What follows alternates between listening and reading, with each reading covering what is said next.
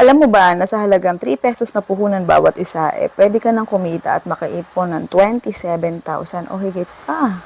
Ang higit nakakagulat pa dyan, kahit na 4 na servings lang yung ibenta mo kada araw, pwede ka talagang makaipon at kumita ng 27,000 ng malinis. Sa loob ng isang taon, syempre.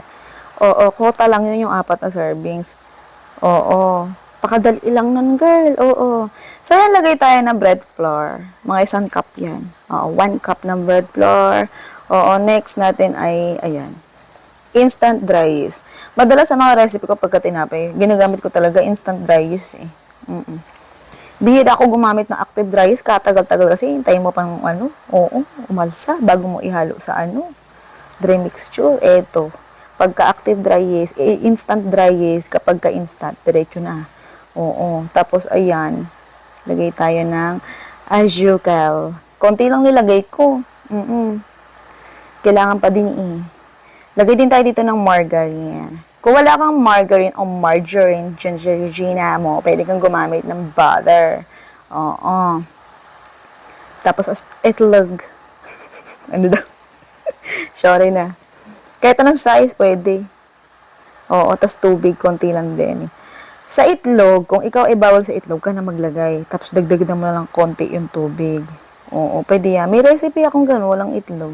Try nyo na lang. Pero medyo may iba talaga sa texture Tapos haluin lang natin siya. Di ko na siya ganong kinamay muna at malagkit kasi. At konti lang din naman tong 10 recipe na pinakatao sa inyo. If ever na ititinda nyo to, ayan, kung paano ba siya padamihin, ang gawin nyo na lang, kung gaano karami yung amount na dito sa recipe na to, i-times 2 nyo na lang. Halimbawa, 1 cup ng bread flour ginamit ko sa recipe na to. So, kung gusto mo mas marami, gawin mong 4 na cups. Ganun lang. I-triple mo, ganyan-ganyan, idodoble mo. Okay, tapos pinaalsa ko siya. Actually, mahigit 1 oras ko na paalsa to. Tingnan niyo yung tsura. O, di ba umalsa? Si Yuki kasi, sumakto, umiingit, walang kasama, kagigising lang. Agaw kasi ginawa to So, ayan. Umalsa siya ng bongga, pero ang ganda ng pagkaalsa, lambot. Mantika lang nilalagay ko yung pinapahid ko sa pinggan tsaka sa kamay ko. Oo. Mantika na lang. Dati, madalas, ang ginagawa kong pang iwas lagkit. Nagdadagdag pa ako lagi ng harina. Kaya lang kasi napansin ko, parang mas lalo nagiging dry yung yung tinapay. Oo, kasi nadadagdagan yung amount ng harina So, naisip ko, na lang magpahid ng mantika. Oo, masyadong madami Oo. Bali yung mangkok, yung pinaglagyan, pinahirang ko lang kasi para madali siya tanggalin. Oo. Ayan, tatanggalin ko rin naman. Nagsayang lang talaga tayo ng mantika. Pero bago ko tinanggal, diniretso masa ko na dyan. Para mas maging smooth pa yung texture ng dough natin. Kasi hindi ko masyadong minasa yan kanini. O bigla kasing umiyak nga si Yuki. Girl, yung talented kong anak. Tapos gamit ko lang ng pen scoop dyan. Mga 15 ml yung ginamit ko dyan. O kaya gamit ko lang kung anong klaseng kutsara gusto mo. Gusto mo half tablespoon lang. O kaya 1 teaspoon lang gamitin mo O basta magawa mo lang. O basta yung mga eksaktong sukat nung sa tinapay, gawin mo. Ganun. Okay, dito naman sa pampalasa natin, sa pang-coating natin, maghanda na tayo. Gagamit tayo dito ng, skim milk. Okay, suggestion ko lang sa mga gumagawa ng tinapay, pastry, much better talaga. Okay, dessert, ganyan. Skim milk ang gamitin kaysa yung gagamit ka ng, bourbon, o kaya ganto ganyan, Alaska, ganyan. Hindi kasi yung pang ganto-ganto mas mahal kasi yun. Asukal yung nilagay ko para mas tumamis. Kasi pag skim milk lang, medyo matabang yung pagkalasa ng gatas niya. Pero creamy. Oo. Carry na yun. Yan yung madalas na ginagamit sa mga sa mga scramble. Oo. So, ito yung kaldero. Pinlex ko lang sa inyo. Available yan sa atin ngayon. Oo. Bisitahin nyo lang yung main page natin, Foodie Par. Doon tayo nag-live selling. Kung gusto mo umorder, doon nyo na lang din ako message. Gumagawa din ako ng panibagong page, Hello Mix naman. Pero may YouTube channel tayo noon. Oo, matagal na. Pagkain naman doon. Okay, ganyan lang siya. Kailangan i-deep fry nyo siya. Wag yung sobrang init na ng apoy. Kailangan yung tingin yung medyo uminit-init na yung apoy, tsaka mo siya isarang. Tapos hinaan mo lang yung apoy. Oo.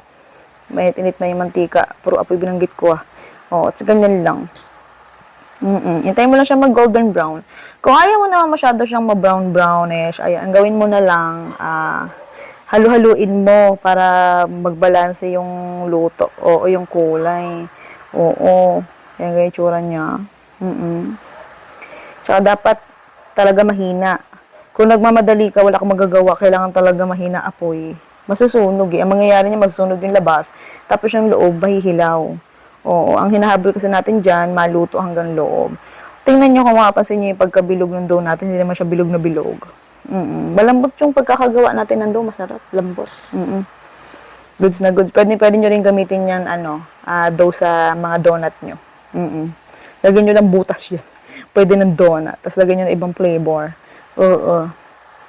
Pero pa tayo ibang version ng tinapay, ha? Pag gusto nyo super lambot, yung tumatagal ng lambot, ng ilang araw. Oo, basta meron tayong ganun recipe. Minsan gawa ulit tayo, plain naman. Okay, naglagay ako dyan ng skim milk na tinimpla natin kanina doon sa pinggan. Tapos saka natin kinoting ng skim milk with sugar yung ating tinapay na, ayan, dinip fry. Ganyan lang, ulitin mo lang, idip-dip mo lang dyan hanggang sa malunod, charot. Habang tayo naglalagay ng coating sa ating bread balls, comment ka naman sa bako, taga saan ka? Malay mo, ikaw na yung susunod natin na mabigyan ng libreng electric hand mixer. Oo. Sa mga ating miners naman dyan, suki sa ating pagtitinda ng mga cookware, kaldero, frying pan, saucepan, mga pinggan, Japan glassware, at iba pa, baso, mug, etc. Okay, meron din tayo ang papri-raffle para sa inyo. Oo. Basta bisitahin nyo lang yung ating main page para sa mga gustong bumili ng gamit sa kusina. Katulad yung mga Moroccan natin, tablewares. Sa atin mismo galing yun. Actually, ngayon may bagong dating na stock. Punta kayo sa page. Okay, tapos ito naman yung ating gagamiting lalagyan. Maganda tong lalagyan na to. Presentable and presentable. Mura lang din yung packaging na yan. 100 pieces na yan for only 180 pesos. Yung ganyang lalagyan na packaging. Tapos may kasama na yung sticker na pang sealed. Bongga, diba? Oo. Bali, itong mga recipe yung sinishare ko sa inyo, ha? O, hindi ko tinitinda to, ha? Oo. Pero dati nagtitinda ako. Oo. Namimili lang ako sa mga recipe ko yung tingin ko mabili, tapos yung mas malaki yung kikitain. Siyempre, recipe ko eh. So, hahanap ako ng pinakamalaking pwedeng kitain agad. Ayan, tapos tinitinda ko pag nagigipit kami dati. Pero ito, naglalagay na ako ng costing kasi marami nagre-request. Pero dati kasi luto-luto lang talaga ako. Oo. So, yung costing naman natin, marami nabibigla. Para sa costing naman natin, ayan, merong potential income ng for 1 month, for 1 day, or for, sa loob ng isang taon, ganun. Potential lang naman yun. Huwag mo siya doon seryosohin. Kung ayaw mo kung tinatamad ka magtinda, edi hindi mo talaga makukuha yung ganyang kita. Sige na, goodbye, good luck. Love you.